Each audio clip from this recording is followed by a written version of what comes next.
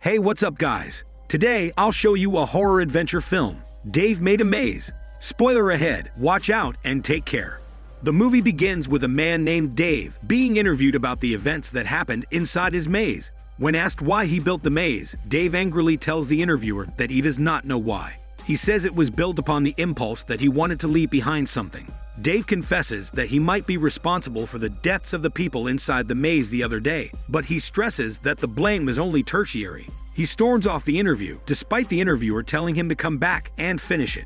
Days earlier, Dave's wife, Annie, comes back home from her trip, and she immediately sees the cardboard maze constructed by Dave. She takes a sexy shower and asks Dave to come out of the maze and not hide his hormones from her, so that she can see him and mate with him. Dave tells her that he cannot leave the maze because he is not finished with it yet.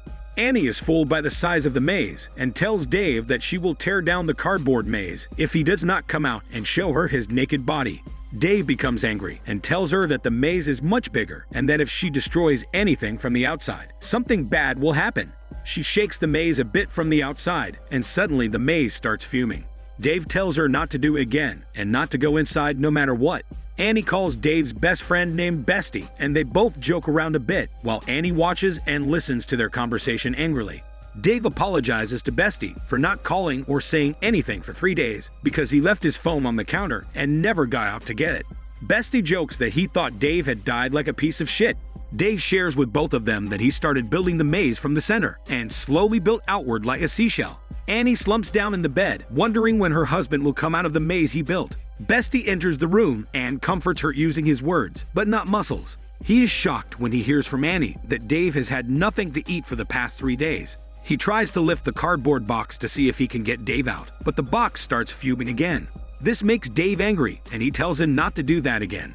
Bestie knocks along the outside of the cardboard maze, and Dave hears it from inside the maze. Dave tells him to keep knocking so that he may follow the sound and get out. Dave gets lost again when he can no longer hear the sound. Dave tells both of them to bring bags of sandwiches at the entrance of the maze so that he can find his way back. Bestie calls another of their friends called No Name.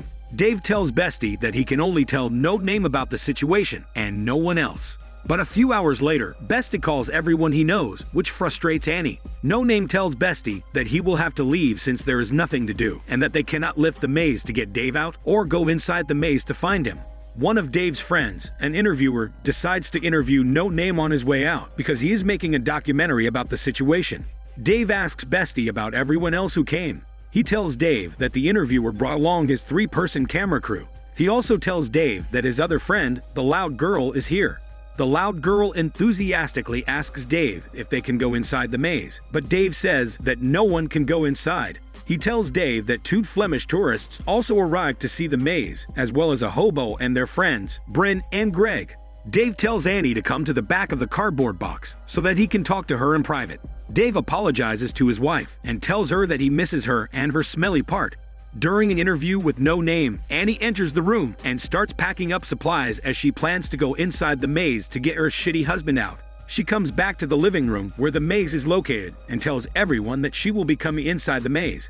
Everyone thinks that it is finally okay to enter the maze, and they enter with Annie. Everyone is amazed by the sheer size of the maze from the inside. While everyone is inside the maze, the hobo raids the supplies from the refrigerator. Bestie runs his hand around the walls and gets a paper cut.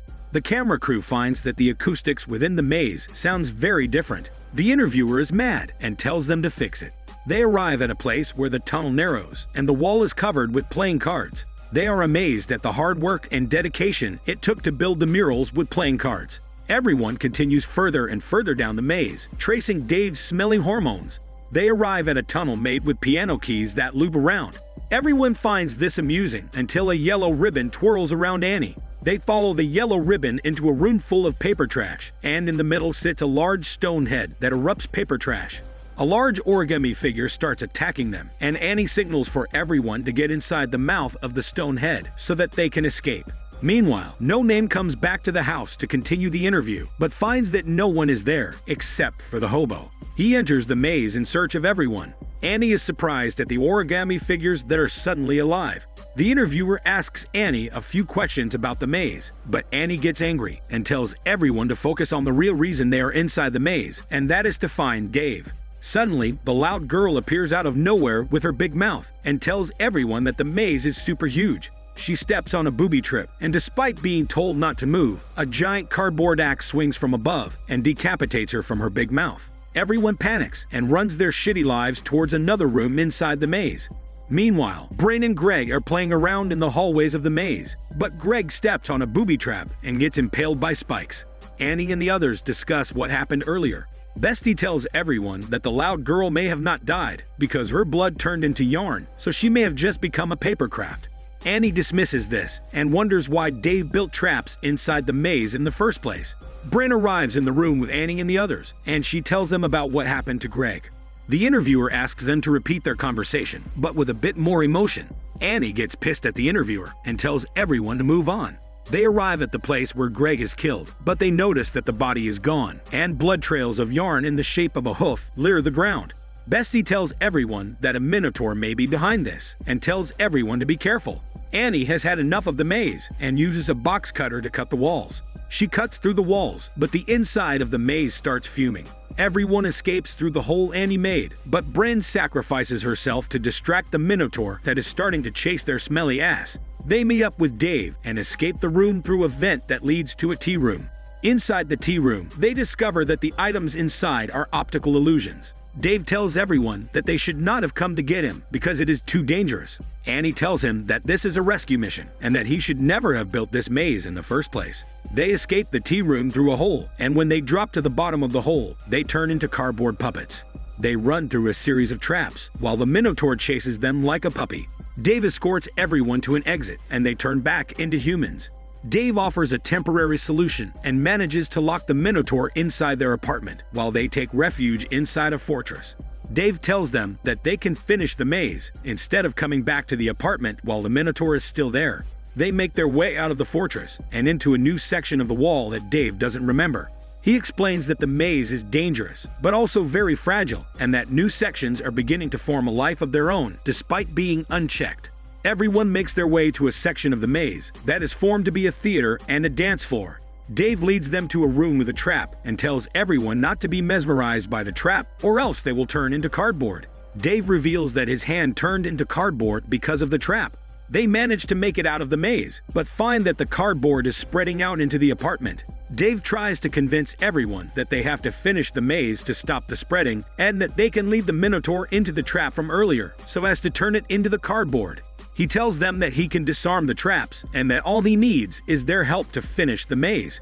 The interviewer asks Dave for an interview first, and Dave reluctantly agrees. It's revealed that Dave is therefore being interviewed on the current situation, as is shown at the beginning of the movie. After he storms out, he comes to a section of the maze and sits there. Annie convinces him to get back out and fix everything. Annie convinces the others that they have to work together to finish the maze and stop the spreading. Suddenly, one of the cameramen comes back from the maze and narrowly escapes the Minotaur. Annie covers the entrance with a blue towel and everyone leaves. The duct tape covering the blue towel almost rips, but Bestie manages to keep it together with the help of the cameraman. Bestie suggests that they can find the heart of the maze and kill it to stop the spreading. Dave stops that idea and says that he didn't make a weakness for the maze because he didn't want anyone to destroy what he built. Dave realizes that there may be something in the center that could end it all. They encounter a room with a cardboard Bryn who asks for high fives. Dave tells Bestie, the interviewer, and the camera crew to keep watch while he and Annie search for the center of the maze to stop the spreading. The interviewer asks the cardboard Bryn many questions to keep it distracted, while Dave and Annie make a power source to put in the center of the maze to stop the spreading. Annie begins slashing at the walls of their maze to get to the center, which angers the cardboard Bryn. They hold her off with a rope, but she breaks free and kills one of the cameramen. Dave and Annie make it to the center, and they are joined by the rest. Bestie distracts the Minotaur using his muscles and tells it that the exit to the maze is near, which fools the Minotaur. He passes the body of No Name, whose anonymous life is claimed by cardboard saw blades. After putting the power source in the middle, it starts to shake the whole maze. Dave tells everyone to stand back, and he kills the power source with his knife. The maze begins to fall apart, and the Minotaur is squashed by the falling structure. Soon after, everyone wakes up in the apartment with the cardboard maze completely destroyed. Everyone looks at Dave and they start to clean the apartment and work on fixing the cardboard scattered around. After they finish, the interviewer tells the remaining cameramen to label the tapes recorded and to email them to him. The interviewer asks Dave what kind of title he wants to name the documentary, and he tells him if he could name it Dave Made a Maze. Lastly, the interviewer tells the friend to notify the families of everyone that died today. The movie ends with Dave and Annie throwing out the remaining cardboard in the trash. Unbeknownst to them, the Minotaur survived the collapse and rejoices at the newfound freedom it has found. This is Daniel CC Movie Channel. Stay safe and enjoy your day.